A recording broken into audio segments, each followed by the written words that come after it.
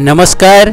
आज नवा खबर गुड़िक सहित आउ एक नवा भिडियो रे आपण समस्त को स्वागत। राज्य सरकारी कर्मचारी को महंगा भत्ता 2% वृद्धि। एने मुख्यमंत्री मोहन चरण मांझी गत शुक्रवार घोषणा करिसेंती। एहा फଳରେ सरकारी कर्मचारी को महंगा भत्ता 53% 55% वृद्धि पाई। यह 2025 जनवरी 1 पिछला भाव में लागू हेबो। एही वर्धित महंगा भत्ता चलित एप्रिल मास दरमा रे नगद आकार मिलिबो। एहा सहित पेंशन भोगी को अस्थायी वृद्धि टीआई रे मध्य 2% वृद्धि करा जायछि।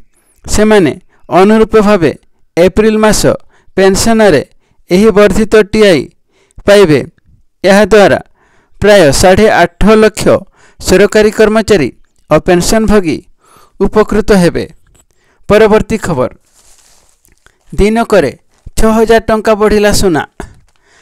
अमेरिका चीन मध्य बढ़ुतिबा वाणिज्य उत्तेजना को नहीं घरे गहना व्यवसायी मध्य सुना चाहिदा बढ़िबारु शुक्रवार सुना दर गोटे दिन में 6250 टंका बढ़ी।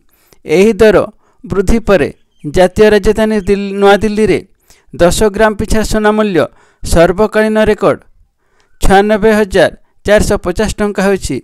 4 दिन धरी सुना मूल्य ह्रास पाइबा परे शुक्रवार सुना दर उल्लेखनीय भाव वृद्धि पाई सर्वकालीन रेकर्ड स्तर में पहुंची।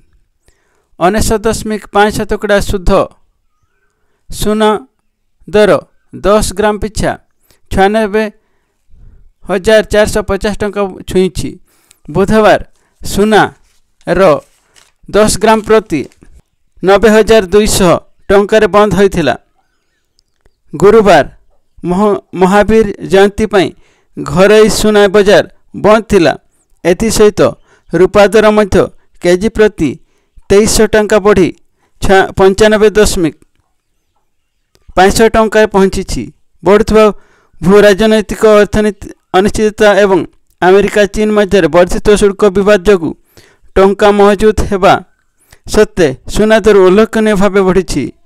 चलित सप्ताह अमेरिका और चीन परस्पर मध्य 125% शुल्क लगाइबा विश्व बाजार पर विफल साजिछि।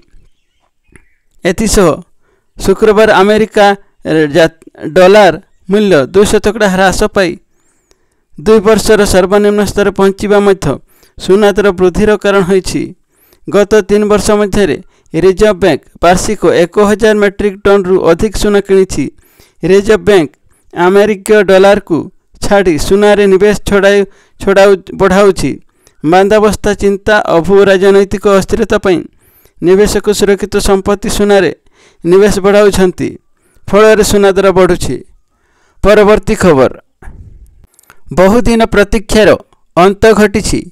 शेष में ओडिशा रे लागू होइछि आयुष्मान भारत प्रधानमंत्री जन आरोग्य योजना। आयुष्मान भारत सहित राज्य सरकार गोपबंधु जन आरोग्य योजना को सामिल करा जाइछि। एही 2 योजना लगी गोटे स्वास्थ्य कार्ड प्रदान करा जिवो। एथिरे प्रत्येक परिवार को 5 लाख और महिला को अतिरिक्त 5 लाख टंकार मागड़ा स्वास्थ्य सेवा सुविधा मिलिबो। एही कार्ड रे ओडिशार हिताधिकारी देशर 30,000 अनुबंधित डाक्तरखाना रे मागणा चिकित्सा पाई परिबे। एही योजना रे राज्यर 3,52 लाख हिताधिकारी उपकृत हेबे। स्वास्थ्य सेवा पाई आउ अर्थ बाधक हेबो नहीं।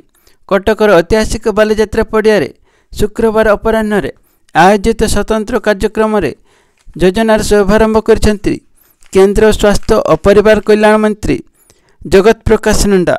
यह व्यतीत 70 वर्ष और तदूर्ध्व वयस्कों प्रधानमंत्री वय वंदना योजना को मध्य ओडिशा रे कार्यकारी करा जायछि। एथिरे समस्त 70 पर वयस्कों को सामिल करा जायछि। खबर गुड़िक भल लगिले लाइक कमेंट सब्सक्राइब करने को भूलंता नहीं। धन्यवाद।